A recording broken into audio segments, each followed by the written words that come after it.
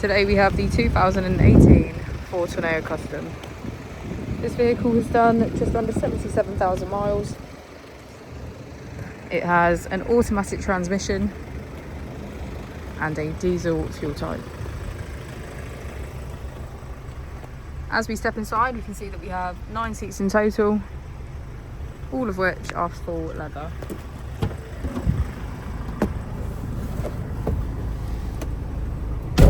To the left of our steering wheel, we have cruise control as a feature, and on the right we have voice control.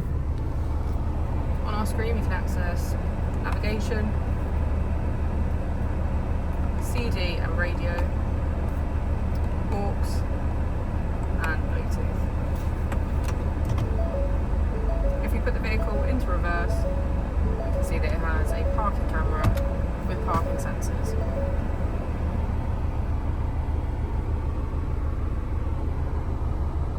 Just below our screen we have our AC.